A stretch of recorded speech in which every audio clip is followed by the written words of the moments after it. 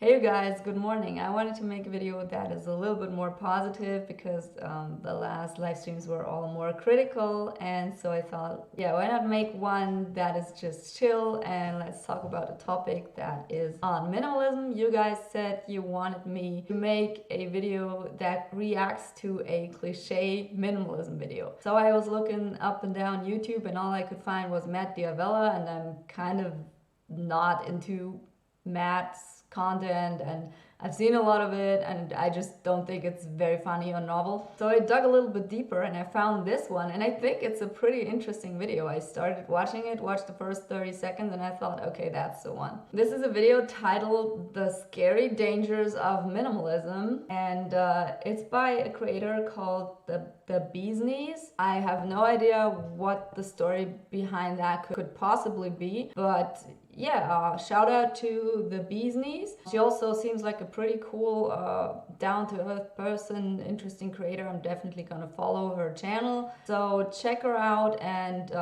to the Bee's Knees, if you want to come to the podcast, do something together, maybe if you're interested in that kind of thing, then let me know. I'm always happy to have others, in my podcast that I do, like one episode a year off.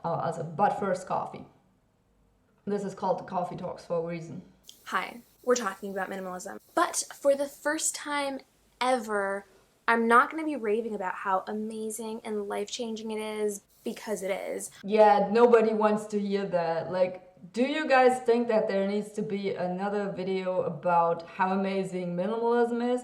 I've certainly done that video, but I'm not doing another one, so thank you, Bee's Knees. I'm actually going to be talking about some of the ways that minimalism is actually bad for you. So if you're new to minimalism, these are a few. No, I'm not. I think at this point, what am I? I think I'm 20 years or more. Oh my God, I'm so old. I'm 20 years into minimalism at this point. So this is really cool. I love watching younger creators that just started their minimalism journey, for instance, and like see them make a lot of stupid mistakes and have a lot of cute little epiphanies. So that's always fun for me. Yeah, anyway, I think that you did some really, really good clickbait with that thumbnail. Like, that was the best. I think that was really, really cool. So, yeah, let's just see what she has to say. Few things to keep in mind. And if you're a veteran, have you experienced any of these? Let's find out. I am a veteran, so let's find out if I have experienced any of the, creepy dangers? Scary dangers, yeah. Very scary dangers of minimalism and a minimalist behavior. Now, I became a minimalist in 2015. 2015. Do I have any recollection of what I did in that year? Yeah, I think I moved in with my husband that year. Like, that seems like a lifetime ago. Let's get nostalgic. And one thing that I noticed right away is that once you have this kind of mentality and you're working towards it, it can become really addictive.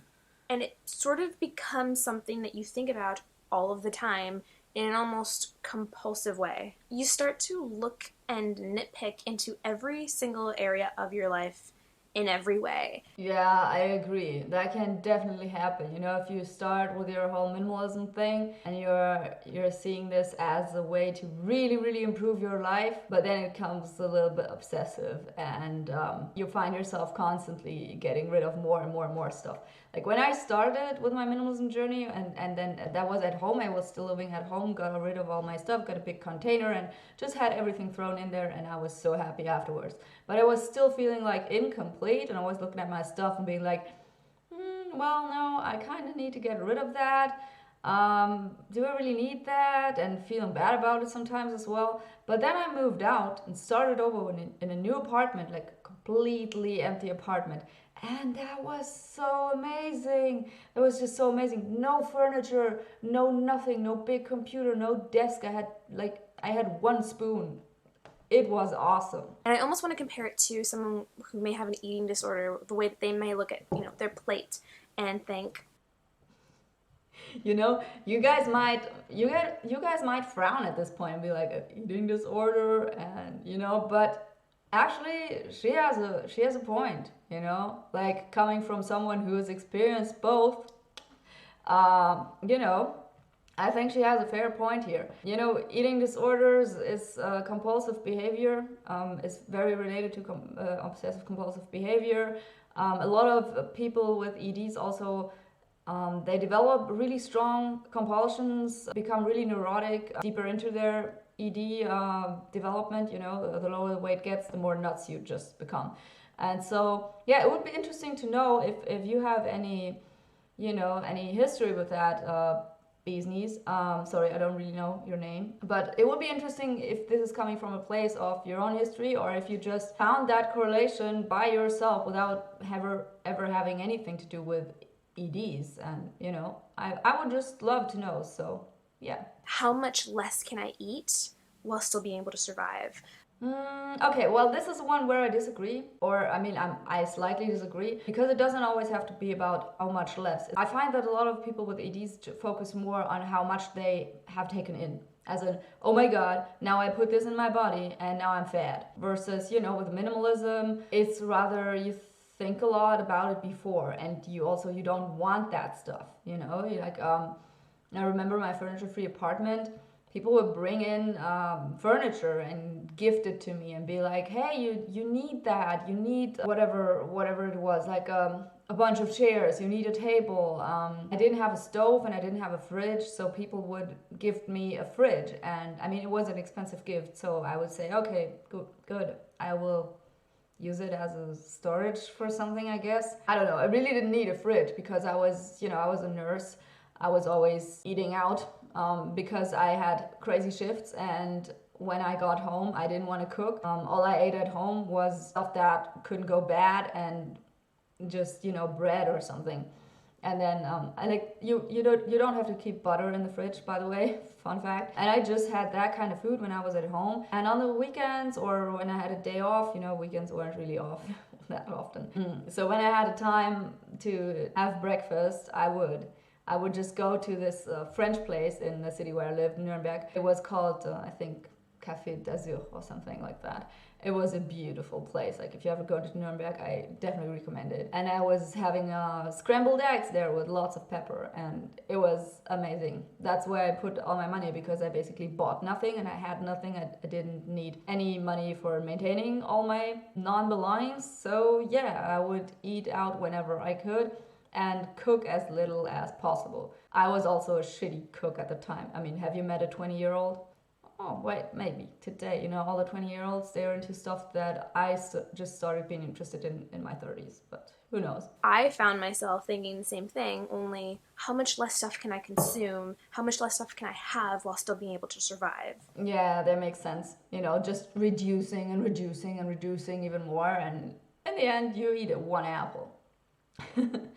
You know, that's just like yeah, I would eat ramen, like one ramen or something. So yeah, I agree. I think it can be pretty obsessive, and it can be pretty focused on this reduction to the bare minimum. But I also think that can be something really positive, depending on where you're coming from and where is it going. You know, is it some sort of sick perfectionism that really doesn't do shit for you, or is it more of, you know, a constant improvement? Are you positive about it? Because I mean, you can lose weight and it's something positive if you're not obsessing about it in that way. You can do the exact same thing. You don't see a difference in both people, in their apartments, in their, you know, lives, how they go about changing it. But one ends up being pretty OCD-ish, and the other ends up just being fine and has lost a bunch of pounds or lost a bunch of furniture, you know, and feels happy and content afterwards, and the other person just gets obsessive and yeah, just doesn't end up too happy. I started to low-key obsess over my closet because it was never minimal enough. I could never have less amount of stuff. There was always, like, I always had too much stuff, even. But you still have a bed though. You know, I don't have a bed. I have this. Like, I sleep on the floor because I like it. I think it's awesome. I think everyone should sleep on the floor. It's just so great. And what's with those pillows there? Like, you got pillows? What's with the Americans and the pillows? You know, it's all in good fun. Like, I really don't care if anybody has pillows or not. Just, I think it's very interesting to see American bedrooms I don't know if you're American, but I assume this is not a thing here in Europe. We have like one pillow per person and that's it. Like, I mean, if you want to have a casual fuck, do you have to get all of this out of the way, or how does that work? Is a blanket above it, or is it like tucked in just a little bit so it doesn't, get too annoying? I don't know. I think it seems really unpractical, but maybe if you're like have a major pillow addiction, I guess it can make you happy to have that. I just think it's so interesting to see these cultural differences, because I love learning about other cultures, and you see a lot about America in TV shows, and then as a European you tend to think, oh, this looks all like this, but then you have this huge country that probably like one side is completely different from the other. It's basically, it's so big. That's what she said. After I would purge way more things, I would still look at my closet and think I still have too much stuff, and it was never enough. And if you ever need help though with getting rid of your bed and totally, getting over it, I'm happy to help. Like, I want people to I want to encourage people to not sleep in beds anymore. It's better for your back. It doesn't make noises, and you can move with it like ASAP. Like, I think one of the major drivers in me being minimalist and staying minimalist for so long was that I was always on the run. I would always want to be able to just break up my tent, break up my setup, and just run. And that was something that was probably consistent with me until I started a family. I wanted to be able to get away within 2 days. I mean, we can talk about whether or not that worked for me, because I had my ups and downs with minimalism, and at some point I would definitely not have been able to move within 2 days, especially since I have this closet over there for, about 5 or 6 years now, I guess. Similar way that no, more like 10. Someone with anorexia may think that they're never skinny enough. They can never get their weight to a lower number. I felt the same way, but with my stuff in my closet, I just felt like it was never low enough. Again, I think it's a valid point and a good comparison. Is it the most politically correct comparison? I don't care. We don't care about that on my channel. Like, this is not the place for that. I think it's a valid comparison, because obsessive and compulsive behavior is observed in people with eating disorders, especially in people with anorexia, closely related. And so, yeah, medically as well as socially, she has a good point. If you obsess about something and it is kind of open-end, or you put a really weird number on it, and then you're like, I have to reach that number no matter how shitty I will feel, or I have to reach that low number of things no matter how impractical it is. That's a recipe for disaster. Enough. The amount of things was never at a lower count, and it was just never enough. And it became this like unconscious obsession. Nothing good ever comes from counting your things, though. I have a video about that too if you guys want to watch it, because I think it's really more about how you feel. And to make the connection with the eating disorder comparison again, which I think is a really good connection here, a lot of people with EDs, they tend to focus on either singling out body parts. They're looking at the body parts in a separated way. There is a term for that, I forgot what it was called, but they basically break their body up into certain parts. I'm always talking about it like it's someone else, but it makes more sense to me, and because that's in the past. But just looking at it as in, oh, these are my thighs and I don't like this spot. Or also they do stuff like they fecalize their food, as in as soon as it enters the body is basically regarded as feces, and it's something bad that you brought into yourself and now it's bad, that kind of thing. And they are looking at numbers rather than being able to observe their body as in, more or less objectively. Because I think that humans inherently, they know what an okay body looks like, as in an average healthy body being, not too big and not too small and frail. You have a natural perception of that. It's not hard for a human to see someone and be like, oh, you're so tiny or you're so big, you will have trouble walking and go about your everyday life. So that's not hard to judge, and I think that's just common sense. And I think if you have an eating disorder, what happens is that you lose that common sense and it gets replaced by rather idiotic concepts. And that is what can happen in minimalism too. If you obsess about it, you want to be better than everyone else, like thinner than everyone else, it starts becoming really, really stupid. And I don't think it's necessarily dangerous, because that might be the big difference here. You don't hurt anybody if you don't have chairs, you know, unless you have like elderly family members and they come visit and be like, where can I sit?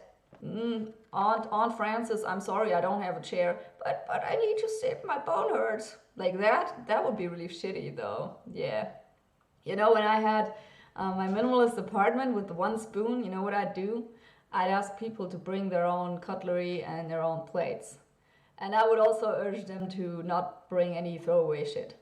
And it worked. It worked rather well, because back then it was not considered, I mean, it was considered a bit quirky, you know, but not like something that was too much to ask.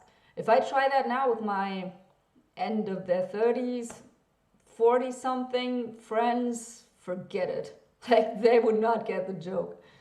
That I fully believed was a good one, because minimalism is a good thing, and I'm helping the environment, and my space looks cleaner and more neat, and my wallet is Your wallet is? really happy. Yeah, happy. My wallet is happy too about the fact that I'm a minimalist.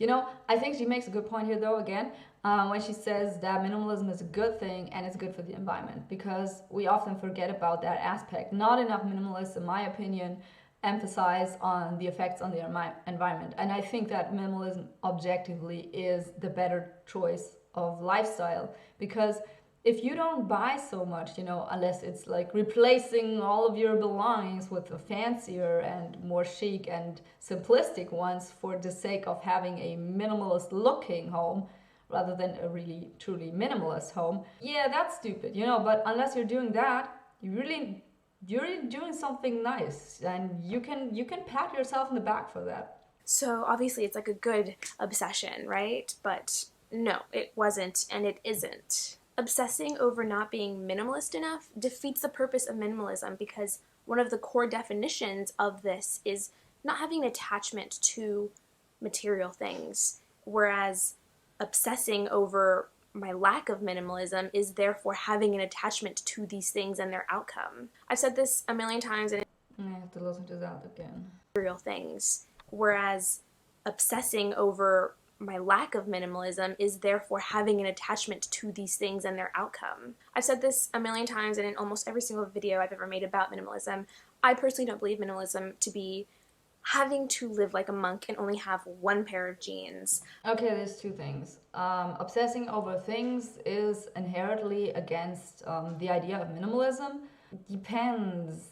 You know, depends on what minimalism is to you. Because, you know, for some people it is exactly that. And, you know, they're still fine, even though they're obsessing a little bit. Because I think there can be positive obsessions. And if it's just your thing to have less and less and less, and it gives you a little kick. For me, it was that. It was exactly that. I had a furniture-free apartment, and I really liked it, and I was getting a kick out of it. Is it a little bit stupid? Yeah, definitely is a little bit stupid, but it doesn't hurt anybody. You know, it didn't hurt me, it didn't hurt anybody else. I mean, some people were mildly annoyed. That's not my issue. If you come visit me less than once a month, I'm not going to accommodate my life to your needs. But the second thing is, she says you don't have to live like a monk. And here's something, you know, I think that goes to the choice of what lifestyle you want. And for some people, it means living like a monk. And for some people, living like a monk is something desirable, something cool, and something they find themselves in spiritually as a human, you know, they find clarity in that. They might need that. So I don't think that, you know, an what is it called, ascetic lifestyle, a very simplistic and frugal lifestyle, is necessarily, you know, something you can say is a marker for something being wrong with you? I believe that minimalism at its core is really a state of mind and not having attachment to things, not particularly being so focused on an outcome or the way things. Which sounds a lot like a Buddhist approach here, though, you know, as in getting rid of attachment on things. But the point here, what she wanted to say, I think, is that being obsessing over how little you have is another form of attachment, and I totally agree with that. I believe that minimalism at its core is really a state of mind. And so this is one I wanted to get into as well, because if you don't know, I thought about the definition of minimalism for quite some time, and I wrote a whole article about how to mathematically define minimalism, because I'm a physicist and I love mathematical definitions, so I do that for the fun of it. And I think that minimalism to me is not a state of mind. To me, it's a practice, like a mindfulness practice, something that you do every day, that you implement into your life. A state of mind for me is more like, you know, if you're in a catatonic state, or if you are relaxed, or if you are upset. I would not describe minimalism like that. I would rather say it's a practice, it's something you do, it's something, maybe a certain set of rules and values, but like not smothering you and not taking away from your quality of life. Yeah, that should be the goal. But I'm just being super picky here because, you know, the video is about that. The video is about discussing certain theories and thoughts. So that's what it's about. It's all in good fun, as I said. Having to live like a monk and only have one pair of jeans. I believe that minimalism at its core is really a state of mind and not having attachment to things, not having just one pair of jeans is awesome, though. Trust me. I mean, I had one pair of jeans and I had 5 of the same. They were all black. But trust me, that is something that is can be extremely liberating. It doesn't have to be, but it definitely can. And I certainly like that way of living. And do I want it back? No, I like variety now, but everything has its time and place, you know? Not particularly being so focused on an outcome or the way things are supposed to be. Clearing up that space in your brain, and then as a side effect, you find yourself decluttering wherever you are in your that might be the one point where I disagree. I think you can certainly set your mind to a certain goal, as in I want to declutter, let's say 80% of my belongings. I think, you know, visualizing it in percent is much easier, because then you can look at every 10 things and be like, 8 have to go. And I think that's very clarifying and a very easy method to declutter things. And, you know, that's also how a lot of people who help others declutter their messy homes do it. I think thinking a percentage is the way to go. But, I mean, the point about changing your lifestyle and then being in a state of mind that you say, I actually don't need this, and realizing it, I think that is work a lot of people will not be able to do even in years, because the things that you do on a daily basis got you there. Change is easier in a changed environment. To change while everything around you is still a mess is hard. I actually think you can totally do the decluttering first and do the work on yourself, the whole mental ordeal. You can do that later. I think get rid of it as fast as you can. You might get rid of some stuff that you later regret. Through that, it's not as bad as sitting in all your trash for another year. I think get it over with, rip up the band-aid, and just do it, you know? Just do it, and then you can work on yourself later. Minimalist journey is a great place to be. I personally don't believe that there is a clear-cut, defined endpoint in this journey. I think it's an ever-evolving, changing, growing state of life. Yeah, I also think that you are never done decluttering, you know? It's just, I mean, you might dial it down and be more chill, you know, but you're never really done though. I mean, I would say in many areas of my life, I'm pretty close to where I want to be. And that's fine, you know, all my belongings are in my closet. Basically, not some university stuff is over in my husband's room, and the shoes are obviously outside and not in my closet. I don't want my stinky boots in there. But yeah, I'm pretty happy to be able to fit all my belongings into one closet. That's awesome. And in many places, I think I'm there with my minimalism, and I'm very picky about what I bring into my life. And I think there is a cutoff. There is a cutoff at which point you reach like the perfect state of minimalism. As in, let me give you an example. In my furniture-free apartment, I had 2 mugs because, you know, whenever I get a visitor, and at that point, you know, I would have a lot of friends. I was younger then, and as you all know, social contacts become fewer the older you get. So cherish them while they last. So whenever I would have a visitor, I wanted to give them a mug and also a glass. So I had 2 glasses and I also had 2 mugs. This was one of them back then. Is it the perfect mug? No. Does it have to be? No.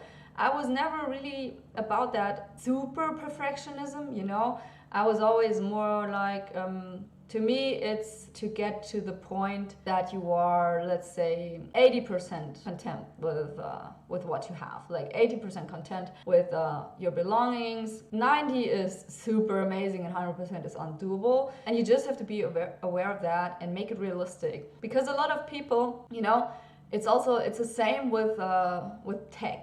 With gear, like hiking gear or camera gear, and I look at the new camera and I think, wow, I want that camera. And then I see one that costs like $200 more and has one feature more, but that feature, oh boy, should I get that one? And what it's called is analysis paralysis. And if you find yourself, you know, getting into that state of mind, being like, oh yeah, how could I do better and better and better? First of all, you're gonna end up spending more money than you want to.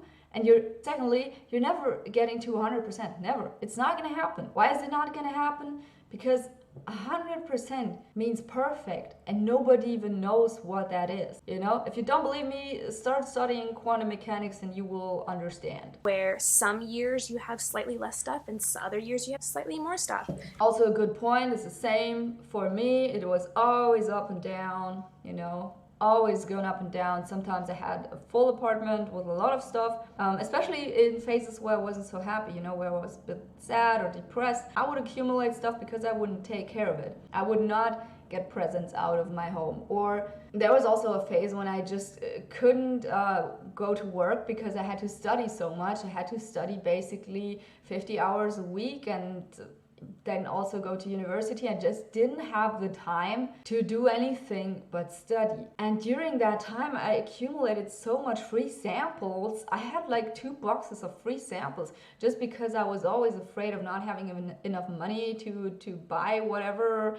And I would only eat like bread and butter and ramen basically. So my weekly expenses were about €7, which is probably something around $10.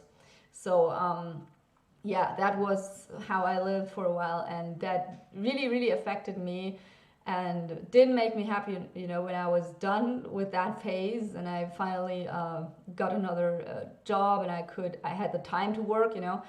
Then I started working at the university, and yeah, so after that I was kind of really annoyed with all my belongings and really like, okay, now I have to do something about it. And then I moved and I got rid of 70% of my belongings, which was really, really nice. And I fully kind of somehow thought that being on a minimalist lifestyle, you were just always in a state of like bare bones. But no, you can have slightly more stuff every once in a while, and then after a couple of years, you can get rid of that. And that you can do both. You can do both, you know. You can have a lot of simple stuff, still be a minimalist, and you can have barely anything, also be a minimalist. But I think the important thing here is that there is a cutoff. You know, she said there isn't a cutoff, but I think there is, because everything is a distribution, probably a Gaussian. And so if we were looking at minimalism, the thing is that probably most people are on the higher end of the spectrum. If you have your Gaussian like this, and let's say like, you know, the people with a lot of stuff, they are here, and the people with not so much stuff, they're on this side. So let's say, okay, here is the person who can live out of a backpack, then here's the average person, and here there's your hoarder somewhere out there. So obviously you don't want to be there, but most people also don't want to be there. But if you're here, you're not really a minimalist, you're average. And it's important to make that distinction, because at some point, somewhere here, you can say, okay, I'm a minimalist. I'm really a minimalist. I'm going for fewer things than average, and not just a little bit fewer, like just next to this, and then, you know, just buy simplistic stuff so it looks minimalist. No, true minimalism means having way less than the average person. That's important, you know. It's not gatekeeping. It's just, you know, you don't have to be a minimalist to be happy. And I think that a lot of minimalism channels, they focus on minimalist design, they focus on tidiness and decluttering. That's not really minimalism. Minimalism really is an extreme lifestyle, and to some extent, you have to be extreme to kind of sit with the crowd, I guess. And I mean, that doesn't mean you cannot practice minimalism. And I think that is so important to make that distinction, that minimalism is a practice like mindfulness practice. You can be mindful without being a monk. You can be mindful without being a Zen master, you know. You can be taking care of your, you know, your food. You can count your macros without being anorexic or orthorexic. You can be minimalistic without being a minimalist. Just, you know, I think people always want to be part of something and want to have a label because it's cool, but really you don't need it. And I think it's amazing, you know, I watch content from minimalist channels, and I watched a bunch of extreme minimalist channels. I really don't anymore because most of them aren't extreme minimalists anymore, and so they really have nothing to offer that I don't already have myself. But when I watched minimalism channels, I was always like, oh yeah, I love the extremes because they're inspiring to me. Because I am at the place in my journey right now where I'm more of a moderate minimalist. And when I look at extreme minimalists, I can still learn something from them. I cannot learn much from a hoarder that is decluttering a little bit of stuff. I mean, you can learn something from everybody, I don't say that. But, you know, a hoarder cannot teach me as much as an extreme minimalist. And not even an extreme minimalist really can, because I've done that myself. I just find it more enjoyable to look something that is, you know, in the hierarchy of minimalism a little bit higher up. And that doesn't mean it is better or superior in some way. It just means it's on the lower end of the extreme. And I'm here, and extremists are here. So I wouldn't go for the average. That is not something I'm interested in. Is okay. The second thing that I have noticed as a negative side effect to minimalism that I have seen in a lot of people are them feeling really unhappy because they can't get their space to be perfect. And when they do, it's extremely... Yeah, that's exactly what I meant before with the perfectionism. I think she has a very good point here. hard for them to keep it perfect. And that leads to a lot of OCD thoughts, which is something that I've had to deal with. Everyone knows minimalism is aesthetic porn, basically, and people who have, you know, perfectly clean and pristine homes are like worshipped on Pinterest. But a lot of these people do suffer from OCD. And oh yeah, Pinterest, the cemetery of ideas and dreams. It's an extreme, and it's not necessarily something that should be glorified. I have definitely found myself continuously trying to make my living space, my bedroom space, more visually pleasing, more aesthetically pleasing, more feng shuied, and yeah, now we get to the pillow talk. It never ends up being enough. It never ends up being like just right. And the moment I feel like it's just right, something doesn't feel quite right, and I want to move something around, and things are just never actually perfect. Yeah, that's she does a very good job describing analysis paralysis, you guys. That's what it feels like. Just always thinking like, oh, I could change something. But you know, if you have the urge to change something, do what my mom did. She would, you know, move around the furniture every half a year. My dad would find it super annoying, and I would be like, oh no, why do you do it? I was just able to reach this one. I was 3 or something. Why would it be there now? You know? But she would move around the furniture every once in a while and be like, oh yeah, let's spice it up again. And, you know, my dad and I, we were like, okay. But, you know, you do that if you like that. You buy something new and get rid of something that you just bought, you know, and if you can do that in a sustainable way, it might be hard. But, you know, I think that's fine, because essentially I think it's just important to keep it balanced, you know, to not do that like every other week. But I would say I still get rid of things on a monthly basis and bring in new things. I just try to always make sure that the balance doesn't shift to one side. And eventually it makes me feel like I'm not perfect. And it took me a really, really hot minute to realize that it's okay to let go. It's okay for things to be a little bit out of order every once in a while because life does move on. And if I have 2 t-shirts sitting on my chair over there that haven't been perfectly folded and put away in my closet, that is okay. I will. Yeah, I agree. And I also think that an apartment looks more cozy when there are a few things just, around the apartment that make it look like somebody actually lives there. That's what I find a little bit less relatable about channels like Benita Larson's YouTube channel. She has a beautiful channel, but it's so perfect. It's like, on the neatness scale, it's a 10. And I think my apartment is a 5, I would say. Solid 5, maybe a 5.8 or something. You know, and I will never reach that, but I also don't want to. And I think it's important to accept that, to say, like, I don't have to be like that YouTuber or that Instagrammer or something like that. And the thing is that, I actually, when we moved into this apartment, I said to my husband, you know what? I want to have a pretty apartment for one. Like, I want to move to a pretty place because I want to take a photo of my kid and not having some shit in the background that I don't want to see, something lying around, and, a whole bunch of folders and books and trash and just stuff that doesn't really have a place. I think that was annoying me a lot because we were living together in a double room apartment, and that was really annoying. Like, just three people need 3 rooms. And so we moved into this apartment where everybody has their own room, and it's really nice. And I felt like when I said that to him, I said, like, I want to take an Instagram shot of my apartment, and it should be like pretty, I want my apartment to be Instagrammable. And he was like, you kidding, right? And I said, like, no. I mean, look at these people. They're all so fake. I bet it never looks like that in their real life.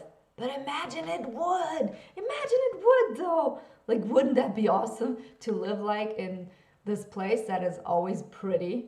But I realized that he's sort of right, But still, I have a cute closet aesthetic going on, right? And everything's white and stuff, I think it's pretty, and I'm happy about that. I painted my chair. Ouch, that was my ankle. Here's my chair. Painted that one myself. Painted it white so that everything matches, and I'm pretty happy with that. I just wake up in the morning and I look at pretty things like the bee's knees. She looks at her pillows. She wakes up, she sees a pretty pillow, or maybe not, because you gotta let me in on the secret with those pillows. And this whole, do you have like some sort of box where you put them in, and on which one do you sleep? Like, they look all so huge, like let me show you. Let me show you my pillow.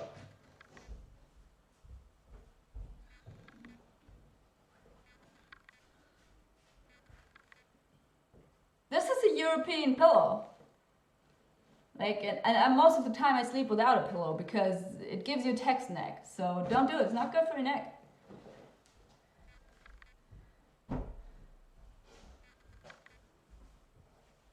I'm gonna convince you all to go pillow free, my friends. Like, go pillow free. Pillows are overrated. Be the first person to say that I love, and I mean I love, a clean room. I love the way I feel. I love everything about having a really clean, tidy room. But I have had to train myself to still feel okay when things are a little bit out of order every now and then. I'm not into minimalism because I'm trying to like impress anyone. No one suddenly wants to be my friend because I'm into minimalism. No guy. But it would be okay if you did. Like, I think, it's so important to understand that humans are social animals, and, there are whole subjects on this. Like, in university, I attended a subject that was called social psychology. And it's basically about how humans behave differently when they are around other humans. That's normal. That's perfectly fine. It's normal to want to impress your parents, your spouse, your friends, your coworkers.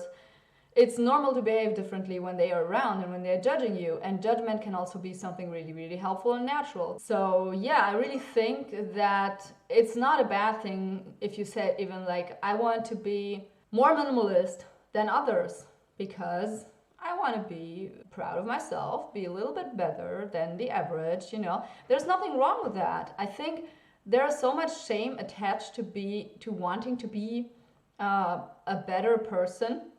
As in, if you say you're better than others, you're making them worse. You're not. You're making yourself better than others. Just think of it as in grades in school. Would you say that you are making others look better because they got a D and you got an A? Should you then not go for an A? Because, you know, then you're better than others. You're objectively better than others. Minimalism is a better lifestyle than maximalism, than hoarding, than the average lifestyle. It's a better lifestyle, objectively. It's better for the environment, it's better for your mental health. So, should you go and brag about it and be like, I'm so superior? Of course not. But it's objectively better. And if you go for that, like, you know, pat yourself on the back every once in a while. I think you can totally do that. Just don't be braggy. And yeah, I think it's okay if deep down you think like, wow, I have such a nice apartment. I want to show off my apartment to my friends, and you know, I want to show off my art. You have beautiful art in your apartment. You want to show that off, like, or you know, if I play an instrument, do I do it for myself? Not 100%. Would I play an instrument if I was alone in the desert? I mean, if I had enough water and everything else was, yeah, no, probably not. I don't know, maybe. But it's nicer to listen to yourself play music when others are listening too. And I think oftentimes we try to promote this narrative of, oh, we're just these beautiful beings. I just put makeup on for myself. No, I don't. And I believe that 99% of women don't. I don't know why we do it, to impress men, to impress women, to impress people in general. I have no idea. But we're not doing it solely for ourselves, and we wouldn't do it alone in the desert. And that's fine. You know, that should be normalized as a thought process, just that humans don't exist within themselves. And this whole self-love idea, you know, I need to be fine with myself because before that I cannot love anybody else. I think that's the perfect bullshit. I think you can love anybody else before yourself, and accepting yourself and liking yourself. I don't really like the term self-love. I think it sounds a little bit narcissistic.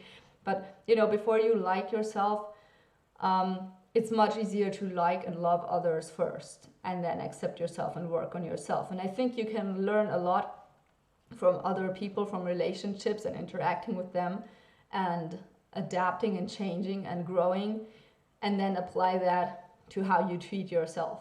I think it works both ways, you know. And I think the same goes for your minimalist journey. Maybe it comes from the outside, but then, you know, the more you do it, the more you're like, well, I'm actually doing this for myself. And, you know, it doesn't matter which way it is. Essentially, you're doing something good to yourself, no matter where the idea or the urge to do it came from. You know, maybe somebody got into minimalism and then you got into it too, and you found, wow, that is actually my thing too. Make it your own. Just do your thing, and you know, don't overthink it. Maybe like we're overthinking it on this channel right now, but this is the theme of the channel. You know, some people in my comments, some people are like, oh, why are you making a big fuss about this topic? It's such a basic topic. Yeah, because it's my channel topic. Like I talk about it because it's my topic. You know, other people's talk about phones. I think phones are trivial. I think product reviews are trivial. Do I watch them? Yeah. Going to suddenly want to date me just because I have like one green tank top and that's it, you know? So it's okay to let go of that obsessive control. Imagine if there were enough minimalists in this world for there to be a Tinder, a minimalist Tinder. Minder. Mindre actually means less in Swedish, I think. I'm learning Swedish, but I'm not on top of my schedule. But anyway, yeah, just imagine there being a minder. That would be hilarious. Like, how much stuff do you own? Like, are you more an extreme minimalist or a moderate minimalist? Like, rate yourself. Oh, you're a solid 7. Oh, yeah, good. Let's meet up. I think our amount of things match. And then you type in the number of things that you own, and just be like, is this person a match or not? And when you see their face pop up, it's like they have more than 50 things. Swipe, goodbye. I actually have no idea how Tinder works, but that's how I imagine it to be. Like, that would be fucking hilarious. Times. The last thing that I have noticed as a negative thing in minimalism are other minimalists. And that goes for every group of people out there. There will be people who support you and care about you and want to encourage you, and then there will be people that you are just never good enough. And unfortunately, there are a lot of those in this community. I've posted a number of minimalism tours here, and I have way more plans, so stay tuned. But I have received, a number of comments from people saying things like, oh, I have way less stuff than her, or like, she isn't minimalist at all, or I have 1 pair of sneakers, she has 3. You have 3 pairs of sneakers? Gosh, what you do with all those sneakers? I have 2. And I think that's too much.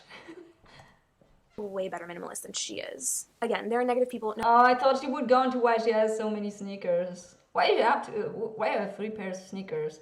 I'm telling you why I have 2. I have 1 pair of trail runners, and I needed them for the long distance trail that I was hiking. I wanted trail runners. Biggest mistake ever. Back to boots. The next thing, the other ones, the sneakers, they're not really sneakers, they're running shoes. So I need them for running, but I'm not sure if I'm going to continue with running. Let's see. Currently I'm doing more weightlifting, but yeah, let's see where this goes. So, and I think that, this is a good point. Again, to the extremes and not so extremes of minimalism, just don't try to be something that you aren't. Don't try to, don't try to fit a label that essentially isn't you, and just be yourself. Saying things like, oh, I have way less stuff than her, or like, she isn't minimalist at all, or... Also, there's always going to be this minimalism police. Like, I remember this one video from Jenny Mustard where she introduced her new apartment, and they were like just going through the apartment showing that. I think it was in Berlin. And people were like, oh, you got so much space, you're just 2 people, like a family would be so happy if they could have that apartment. And like, what do you want? What do you want? If I was a landlord and got 2 nice people I want to give the apartment to, I would give it to them. It doesn't matter if they have kids or cats or hamsters. Like, I don't give a shit as long as they take care of the apartment. Like, it's called liberty, freedom. No, it's evil capitalism, I guess. Yeah, anyway, I think that is just ridiculous. But don't listen to those people, I have them too.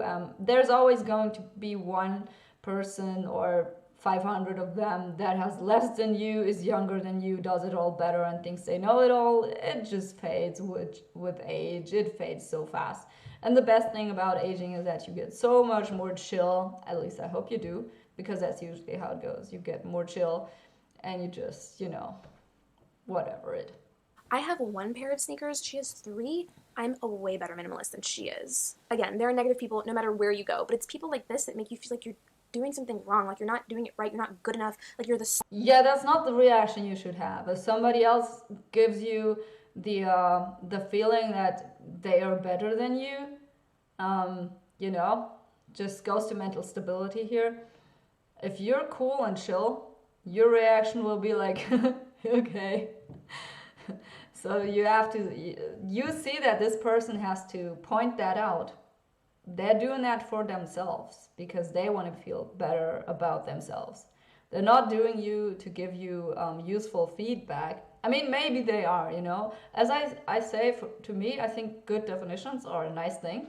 Is it super important to me that there is a good definition of minimalism? No, I'm not the inventor of minimalism. But I think good definitions are useful. So if someone would make a video about a definition and I would think the definition is bullshit, I would probably challenge them and try to point out politely that I don't think the definition is a good one. Would I argue with them? Yeah. But there are people that just want to make you feel bad about yourself and they want to feel good about themselves. And if that kind of comment reaches you, it's just like your reaction should be like, yeah, okay, good for you, and move on. Like, I wouldn't even answer to that. Like, the moment that you find that you get defensive about something, that is the moment when this person got into your head. And I've been plenty defensive about weird comments, especially in the beginning. I was like, no, that's not at all what I am. That's not. And usually people write those comments, they don't even get it. They don't even get what you mean. And also, you cannot get into a nice debate with them because people who get it, sometimes, I always try, and sometimes there is a fruitful debate afterwards, and there is a debate where you can say like, well, I actually meant it that way, especially with the internet where every word just seems to have so much weight and nobody ever asks. Nobody ever asks like, did you mean that way or that way? Everyone's just like, well, I disagree with this one sentence out of 1,000 sentences, and screw you, dislike. But yeah, you gotta get over that fast. It doesn't matter. Sole reason and cause of global warming because you have 3 pairs of sneakers instead of 1. I can guarantee you that on my next minimalist tour video of something in my house, someone's gonna say something like, you have way too much art hanging. That's not minimalist. Follow this girl to see her art. I definitely want to see her art. You want to see my art? I have a bit of art. I was an artist, like in my life as a student. I went to art school. Really, several hours a week I would have art classes. I painted naked people and skulls, that kind of shit. Like I might find some skull paintings. Like I want to help my mom declutter the basement in the future. Maybe I'll find some of my old skull paintings in there. Like, let me know if you want to see that shit. I have 1 piece of art and you have 4, you are not a minimalist. I mean, I feel like there are some people who will actually like look at a picture of a beautiful scenery and say that, people who are actually serious about, sorry for the unflattering shot, people who are actually serious about that kind of shit. I think they're inherently just so funny. Like, I love those comments. Actually, if someone makes themselves to be such a clown, I like, that's hilarious. That's actually hilarious. Earth has way too many clouds. Earth is not minimalist. Earth should have 1 cloud in the sky. There are like 30. Trust me, there are people out there who think that exact way, that look at the sky and be like, well, the sky is kind of cluttered, dude. I've actually met a person, and what he said to me is like, he's a good friend, and he said like, that in Egypt we have never so many clouds, like the sky is always like, I don't know, just blue, I guess. And he was like saying like, wow, you have such an interesting sky. I've never seen something like that. It was a sunset or something that I sent him. And I think like, there are people who notice stuff, just different stuff. This was not a negative comment, by the way. This was just a normal conversation between friends. So, but I think there are people that notice different things. For instance, when I was younger, I would hate the color green. And I still find green kind of unsettling. Green and orange just, I have synesthesia. Like everything has a sound and a feeling attached to it for me. Like, for instance, numbers have colors in my brain, and numbers also have sounds attached to them and feelings sometimes. Like the number 5 is a bit sassy, and the number 8 is kind of slow, and the number 8 is brown, and the number 6 is orange, and the number 5 is sky blue in my brain. So the color green would always, for me, would be like a very ugly color, and I just hated it when in spring all this green would come out and everything was just so green and overwhelming, and I don't know. Like, I still look at trees and I think like, dude, what's going on? Like, this is all too much for me. But at this point, I started liking green more. I'm an adult and I can get over myself. But just imagine, there's probably somebody out there who thinks that the sky is cluttered. Like, just like I, as a kid, I was like, I don't want to go to the forest, it's too green.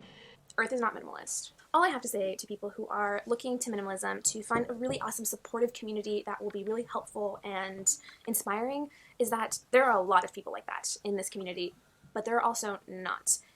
And honestly, I don't know of a single community on the planet that doesn't have its negative people. No, there isn't. Fuck the gatekeepers and the know-it-alls. Like, if you want to be a little know-it-all, be a little know-it-all somewhere else.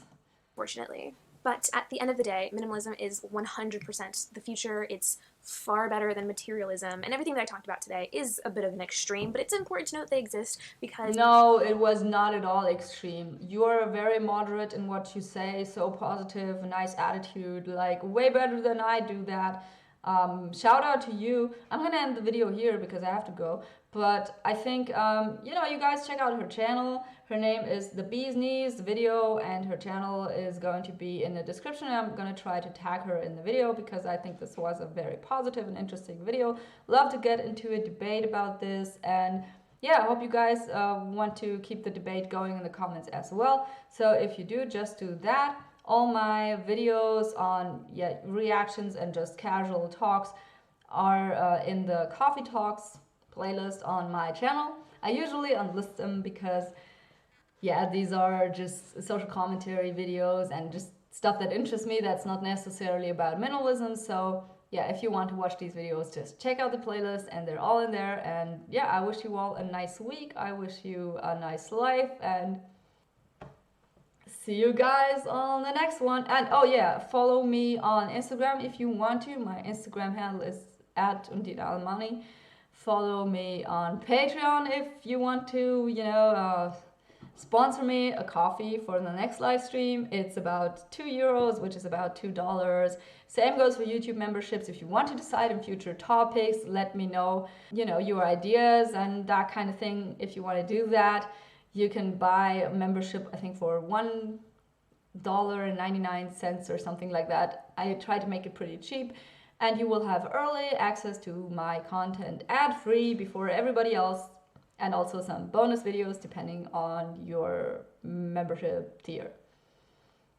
Bye bye, that's it.